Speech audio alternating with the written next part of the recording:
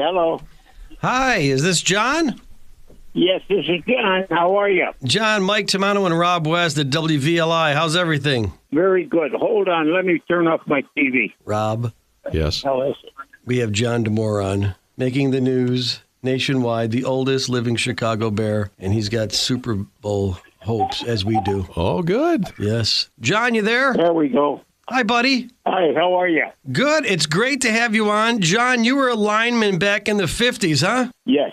And you've seen a lot of changes over our Bears, and this is a big time. I think I've seen a lot of changes in the way they play football. Yeah, what are some of those changes, John, from the last, 70 years? I think, period, the thing that doesn't bother me, but it's the biggest change, they throw the ball so much more now than they do. We had Blanda, Bukic, and one other quarterback on the team. And Blanda was the only one that looked long, and we had Harlan Hill on the team, who was a great wide receiver. And George Blanda threw a long ball all the time, but he only played a little bit with when Bukic and another guy was there. What a history! What a history! Now, Yeah.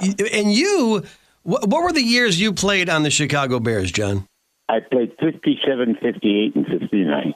And during that time, how was the Packer-Bears rivalry? Well, they tell me now, I can't remember. I thought we were 2-1, but somebody told me, one of the calls that I've had told me that we were 3-0 in the 3 years that I was there. 3-0, and so it was. Yeah. Was it as brutal of a rivalry back then? No question about it. Absolutely, it was our favorite team to get on. We took the train there, and it was not a very pleasant ride, but I guess they couldn't afford a plane at that time. I don't know. I took my first airplane flight as a Bear. You took your first airplane ride as a Bear. Hey, let me ask you a question. Was Dick the Bruiser a Packer back then, the famous wrestler back when you played? No, I don't think so. I didn't know that. And if he was, he wasn't. He was not very good, like me. He was sitting on the bench.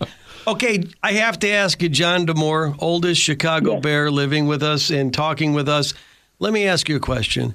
What is the deal with the fourth quarter? Why are they doing this? Why are they holding all their magic for the fourth quarter now? Well, I think what I'm crediting the coaches with that, because they've got they've got the full line of what they're doing to us defensively, and I think the quarterbacks finally get it together, and they should know by the coaching they play the previous week.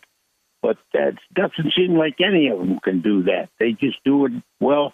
A lot of them, Green Bay, for instance, they seem to score every time against the Bears opening up. The Bears have not got such a good record.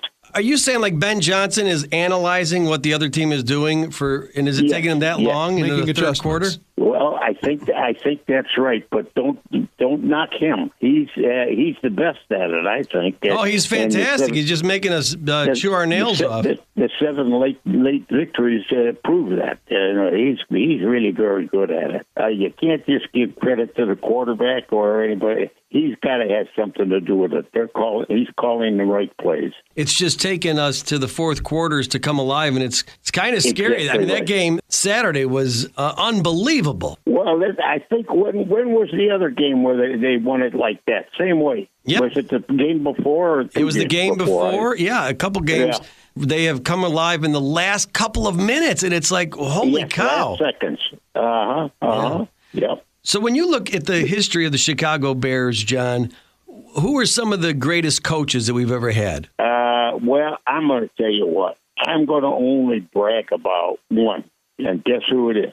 The coach. The head coach, the head of the whole work. Let me get a story out of the way, which I screwed up on previous phone call I had.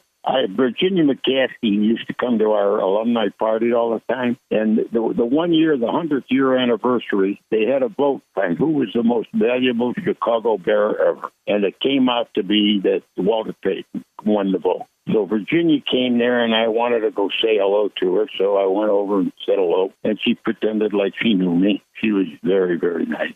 I said, Walter was not the most valuable Chicago Bear ever. Your husband, George Halas, was the most valuable, best, and he must have been a pretty good football player, too, because he had the record running back a fumble of 98 yards for a touchdown while he played. Holy cow. So that was great. And I just thought he was he was an idol of mine. I lived in Chicago, played football as a youth, and he was just one of my idols. I was shaking when I talked to him. I lived by Midway Airport when I was a kid. And oh, wonderful. You're from the Riverside Brookfield area. Yeah, Riverside Brookfield, right? Absolutely. Uh-huh. And so you played college football, and that was at Northwestern Wildcats, and then you were a senior co-captain in '54. So let's talk about the draft when you were pulled to the NFL. Okay, I was drafted number 8 in the draft by the New York Giants. I was not planning on playing pro football at all, but when I got drafted, so I was kind of excited about that. And they sent out a scout to talk to me, and it was right as I was graduating. He put a $500 bill in my hand. He says, "Here, I'm here to get a contract. You can have it's going to be a $500 bonus." Bill. Yeah, there you go. We should do the math on that. What would that be today? What?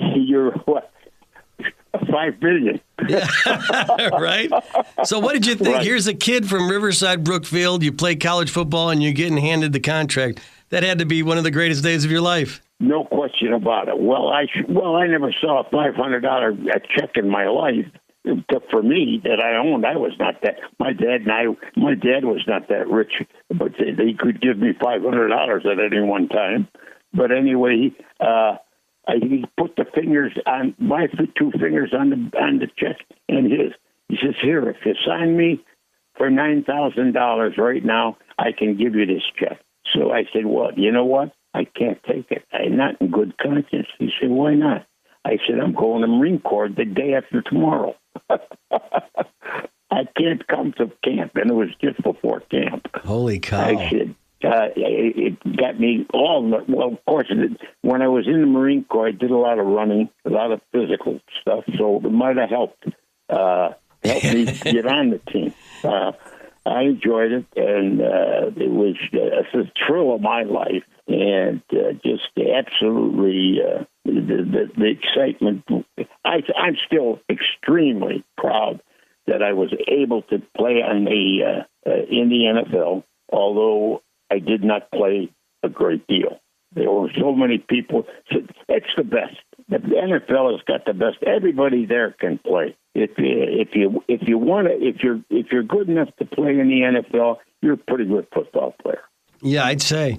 And so when you're looking at the prospects for the playoffs, who are some of the teams that you're really looking at saying, man, they're definitely going to be a tough one? Yeah, I watched the game last night, and I think they got the best one that they can beat. They can beat L.A., and I think that will not be the easiest because there's nothing easy about it. They're going to have to play better than they played last victory. They did not play very well, but they got lucky at the end. Not lucky. They got skillful at the end. Yeah, it's been tense for the Bears fans watching them come alive. And when I was at a party, John, Saturday night, a family party, and by the middle of the third quarter, everybody's getting their coats on saying, well, we had a good season. And I said, no, I've seen too many things happen in those last couple of minutes, so we stuck it out, and what a game, huh? Well, I don't think you were as optimistic as I was. I was not. I mean, you were more optimistic than I was. I didn't think they could do it. It was magic. It's that fourth quarter magic. So you're saying even back when you were playing in the 50s, That was the game. The game was the Green Bay Packers, right? That was the one. No question about it. Yeah. There was no question about it. It was we looked forward to playing them, and they weren't very good at the time. To be honest with you, we were better than them at the time. And remember, they had a lot of action after I left there, where one of their tackles threw the quarterback. Who was their quarterback right after I left? And the guy that was mouthy. All right. Who? Wow. Who? I don't know. Who was it after he left? Who am I talking about? The guy, he had a big mouth, and he's still around. He's a good guy, great guy. But anyway, he threw him, in fact, they broke his shoulder, and that was the kind of thing. Everybody played hard in the game, they and us. Yeah. The Green Bay and the Bears. Who do you think's our MVP on the Bears this year? On this year? Well, I think, I thought the press was not as nice about his play while it was mediocre or average. He was always, I thought, in every game practically, the best player on the field. He was very good. And I like that Booker. Yeah. He's been a real asset. John, was the quarterback that followed you, was that George Blanda? Well, George Blanda was on the team, but he was a backup. Oh. We had Blanda, Bukic, and then Ed Brown, right? Ed Brown came in? Ed Brown. Bratkowski, Brown, and Blanda. Yeah, Zeke Bratkowski. See, Rob, you think it's a joke that I know. This is like, these things rattle off in my head. It's just that I was trying to think 55, 54, yeah. So what other teams do you follow in Chicago? Well, I like the Bulls. I watch all the Chicago teams. And baseball is a wonderful thing for me. I like baseball, and I heard an expression that you can watch a baseball game and read a book and never miss a line or a play. Yeah, you could cook dinner, watch a movie, go out to shop, and the game is still the game. That's correct. We always were aware of. That's why I like baseball. Football is not that way. You got to keep your eye on it. And I generally watch the center position, which has been kind of a hard thing. The guy has been throwing the ball over the head a couple times. I never did over the head. I threw a lot of punts, a 15-yard punt, and I threw a lot of ground balls back, but I never threw one over his head. Ben Johnson might be looking for an assistant coach. You up for it? Oh, sign me up for nothing. I'll give them some money. There you go. John Damore, what a pleasure and an honor it is to speak to you, sir. And you are giving us a great boost for our Chicago Bears. I mean, this has been, 4 years now? We've had some pretty disappointing seasons, and Ben Johnson really he's bringing back that grit, don't you think? Well, I have not met him personally. I've not met him yet. I hope before I leave this world, I can meet him, because I think he's a great man. He's a great coach. I know that. Already, and I think he's a great man, which is a little tougher to get than being a great coach in today's world. Yeah, great man is what comes first. Well, John Damore, you're a great man. Thank you so much for taking time with us, sir, and God bless you and your lovely family. Thank you very much. And by the way, let me give an adjunct to my family. I've got the greatest family in the world, and I'm convinced I'm right when I say that. I'm not bragging one bit. Everybody in my family, including my friends, are wonderful. Yeah, you're blessed, and you're our friend now. It's great to make your acquaintance. And I've known your daughter, Allison, for many years. She is a lovely young lady. She is. She's my favorite. She couldn't be here today. She does a lot of children's plays now. She's a very good actress. I think if she started it early, she'd be a movie star. Well, but she didn't start it till she was married and with child. Yeah. She's wonderful. And my son is now living with me just because they're overprotective with me. They don't want me to do anything dangerous. Well, there's just walking with me now is dangerous. They don't want you to get a pickup game with some of the high schoolers in the area, right? Absolutely. I do watch them when I can, my old high school. All right. Thank you very, very much, and let's hope for the best next Saturday. We might just pitch a sports show with John Damore here at the station. You never know. You're very good, my man. It's great talking to you, and God bless you. My wife, my daughter Allison. Yeah, she told me yesterday. She said, if the Bears keep winning, we're going to get a representative for you. One of those guys that demand $4 or $5 million. Get an agent. You're going to sign with an agent, an agency. I love it. Well, you have a beautiful day, my friend. Thank you very, very much. The pleasure's been all mine. It's been great. Thank you, John.